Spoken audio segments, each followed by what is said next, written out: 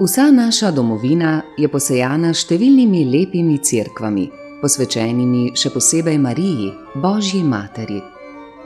V njene cerkve je zapisana zgodovina ljudi, ki so gotovo imeli živo vero in hkrati veliko trpeli na tem lepem koščku zemlje, na sončni strani Alp. Prav na tej sicer sončni strani Alp so se srečevali tudi z najhujšimi preizkušnjami. Tujci, ki so jim zavidali lepote njihove domovine, so jih večkrat tako rekoč obsodili na smrt. Še posebej pa so ljudje trpeli v času turških upadov. Da niso obupali in klonili pred njimi, sta jim bila globoka vera v Božjo pomoč in Marijino varstvo večkrat edina tolažba, opora in moč. Izreden pomen so imele še posebej nekatere romarske cerkve, kamor spada tudi bazilika Matere Božje v Petrovčah. Ta je bila že od nekdaj romarsko središče vse Savinjske doline. Slovenski človek pa je še danes romar in si tudi danes zaželi duhovnega miru in počitka, ki mu jo daje ta kraj milosti. Odkar delujejo tukaj očetje dominikanci, so Petrovče še posebej postale žarišče krščanske duhovnosti, kakršno je nekoč širil sveti Dominik. To je duhovnost, ki ni beg pred svetom, ampak je vsa prežeta s pristno krščansko ljubeznijo, dobroto in usmiljenjem. Tudi ta film naj bi nam pomagal doživeti lepoto in duhovno prenovo na tem svetem kraju. Zgodovina Petrovške cerkve sega daleč nazaj v preteklost. Z gotovostjo pa lahko rečemo, da je prva cerkev stala na tem mestu že konec 14. stoletja. Zgradili so jo celjski grofje na čast naše ljube gospe v Petrovčah, morda pro remedio animarum suarum, v pomoč svojim dušam, tako kot tudi mnoge druge verske ustanove in cerkve. Grof Friderik Celjski, po Janku Rožnu grof Ulrik, pa je tu leta 1442 ustanovil prvo kaplanijo. Kakšna je bila prvotna cerkev, danes ni več moč ugotoviti. Po sedanji, ki stoji na temeljih prve, gotske, lahko sklepamo, da je bila lepa in velika troladijska zgradba.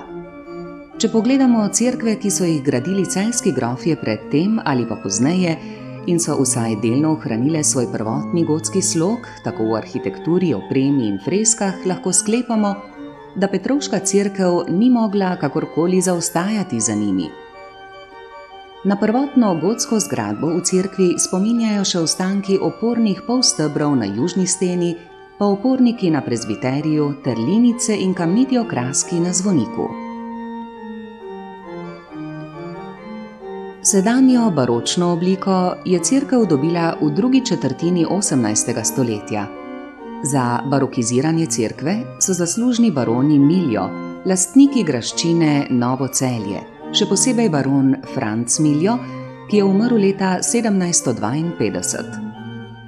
Današnja Petrovška cerkev deluje zelo monumentalno, zlasti njeno razgibano pročelje z mogočnim glavnim vhodom in elegantnim zvonikom.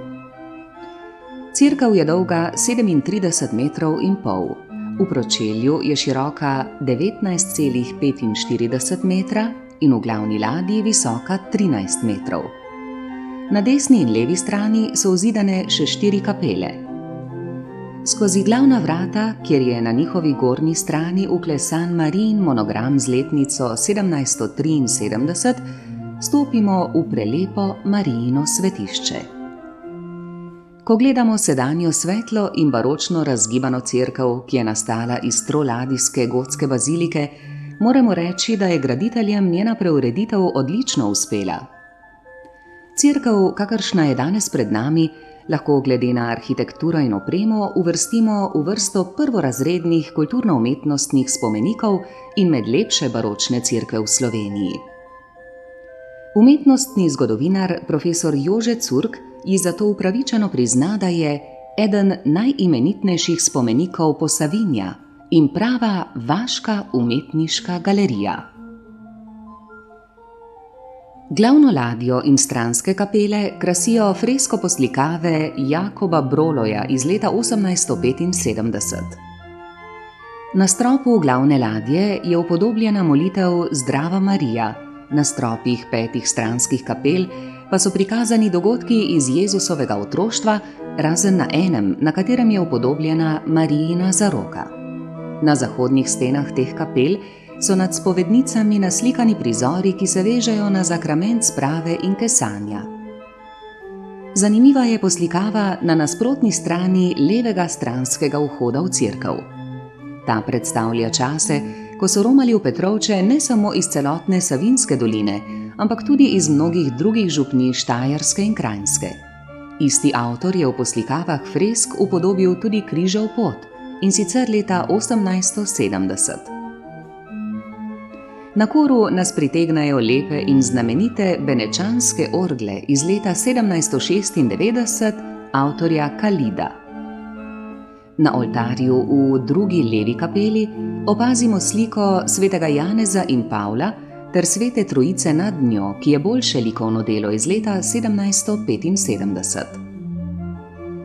Korak naprej v tretji levi kapeli pa je sloviti Plajnerjev oltar iz leta 1605, ki je najstarejši slovenski leseni renesančni oltar. Po slikah iz Jezusovega otroštva lahko sklepamo, da je bil nekoč posvečen Materi Božji, danes pa je posvečen Janezu Nepomuku. Predela in 4 stranske slike je leta 1967 ponovno odkril in restavriral Viktor Povše. V isti kapeli nasproti Plajnerjevega oltarja je spomin na žalostna leta Prve svetovne vojne, spomenik padlim vojakom. Oltarja svetega Jožefa v 4. levi in svetega Frančiška Ksaverja v 4. desni kapeli sta iz leta 1855. V drugi desni kapeli je oltar svetega Florijana in Martina, ki je delo Jožefa Gecla iz leta 1802. Nad glavno oltarno sliko je slika Marijinega oznanjenja, ki je kvalitetnejše in starejše delo. V tej kapeli je ob južnem zidu nagrobnik Antona Cesarija, rojenega na Gorici, ki je bil župnik in komisar v Žalcu. Na njem je napis in grb, ki pa žal nista več vidna. Moč je razbrati le letnico 1717. V tretji desni kapeli je oltar svetega križa iz druge polovice 19. stoletja. Verjetno so na mestih, na katerih so ti 4 neposebno kvalitetni oltarji, stali nekoč veliko kvalitetnejši, morda celo s Plajnerjevimi poslikavami. V cerkvi sta 2 kamnita kropilnika z letnico 1655, v zvonici pa z letnico 1645. Prižnica na levi strani je z konca 18. stoletja. Nasproti prižnice visi velika dragocena umetniška slika, ki je dar nekdanje lastnice zaloške graščine Petrovški cerkvi. Slika Marije z detetom, Janezom Krstnikom in angeli je najverjetneje iz znane šole italijanskega mojstra Andrea del Sarta, ki je živel med letoma 1487 in 1531. Na sliki je, kot menijo strokovnjaki, moč opaziti vpliv 4 velikanov florentinske renesanse: Leonarda da Vincija, Fra Bartolomeja, Rafaela Santija in Michelangela. Najlepši in verjetno tudi najstarejši del Petrovške cerkve je prezbiterij. V grobnici pod tlakom novega oltarja počivajo dobrotniki Petrovške cerkve, baroni Miljo iz Novega Celja. Njihovi nagrobniki so vzidani ob velikem oltarju. V tej grobnici počiva tudi hči poznejšega lastnika Novega Celja, pesnica in sodelavka Celjskih novin in Slovenije, Fani Hausmann. V zelo svežih barvah pa žari nad nami freska Antona Lerchingerja iz leta 1760, obnovljena je bila leta 1971. Freska prekriva celoten strop prezbiterija. Na njej pa so naslikani Marijino vnebovzetje, 4 evangelisti in cerkveni očetje. Temu umetniku pripadata tudi sliki svetega Vincenca Ferrerja in svetega Frančiška Ksaverja na stenah prezbiterija.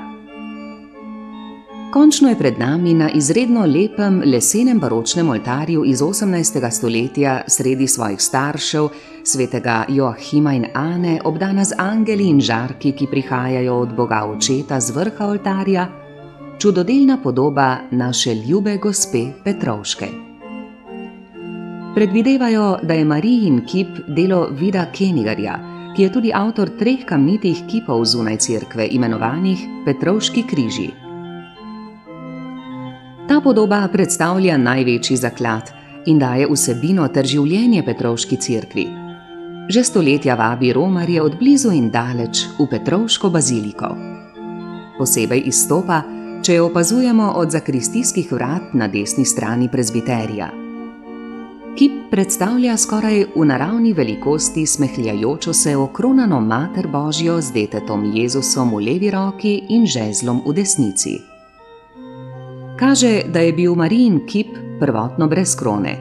Verjetno je obe glavi obkrožal venec 12 zvezd, kar je kipu dajalo posebno milino in lepoto. Ne bo pretirano, če rečemo, da daleč naokrog ni Marijine podobe s tako milino, kot je Petrovška.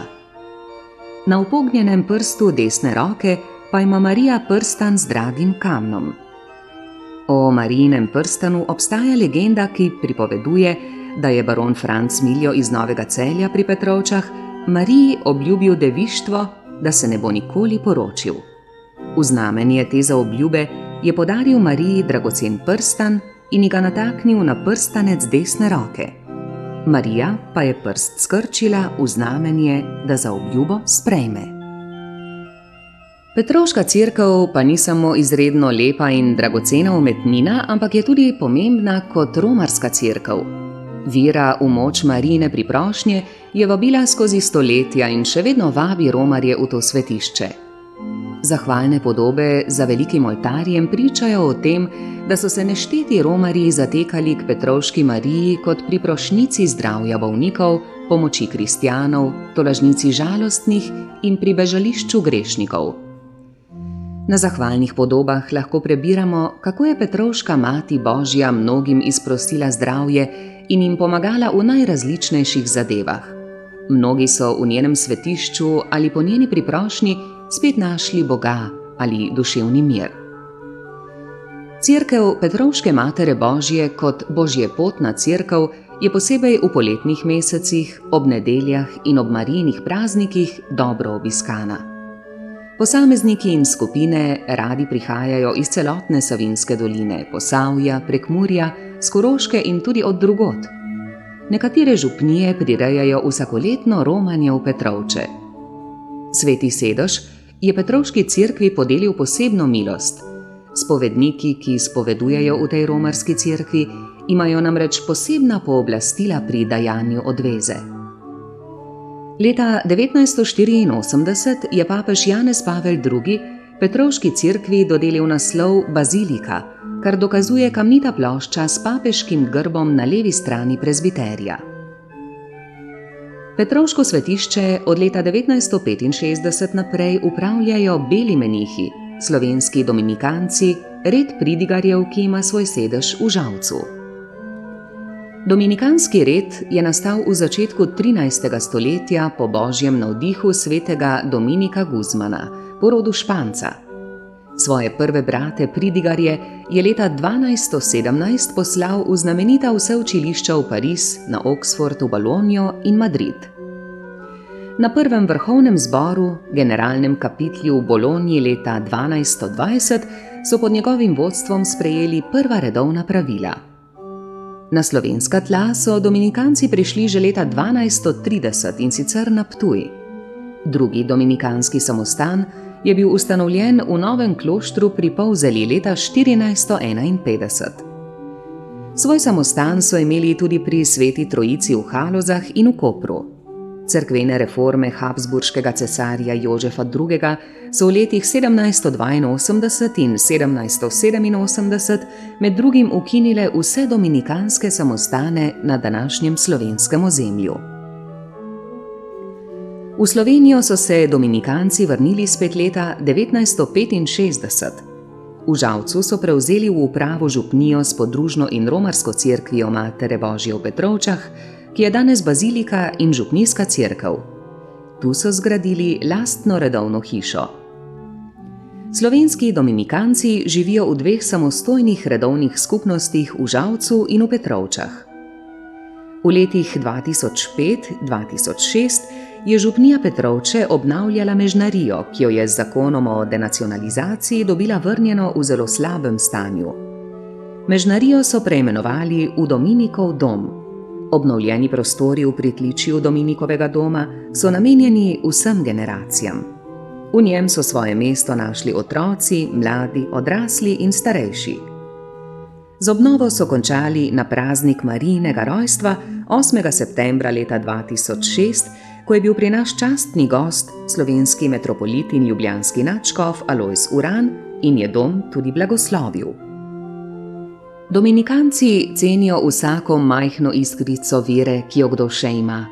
Želijo jo ohraniti in razplamteti. Verujejo, da Božje seme v človeku raste marsikdaj tudi počasi, vendar vztrajno. S tem računajo pri podeljevanju zakramentov, oznanjevanju Božjega kraljestva, katehezi in pri osebnem stiku z župljani. Dominikanci delujejo tudi na področju založništva. Ustanovili so društvo Znamenje, ki izdaja revijo za teološka, filozofska, sociološka in kulturna vprašanja. Revija Znamenje se zavzema za posodabljanje cerkve in njenega poslanstva v slovenskem prostoru in spremlja dogajanja, ki so pomembna za dialog med vernimi in neverujočimi, med cerkvijo in sedanjim svetom. Želijo, da bi današnji človek, ki je že tako zbegan in obremenjen, našel v cerkvi veselo in osvobajajoče Božje oznanilo. Vrata cerkve in njihovih redovnih hiš so gostoljubno in na široko odprta vsakomur. Vse to delajo v prepričanju, da so le sejalci, Bog pa daje rast.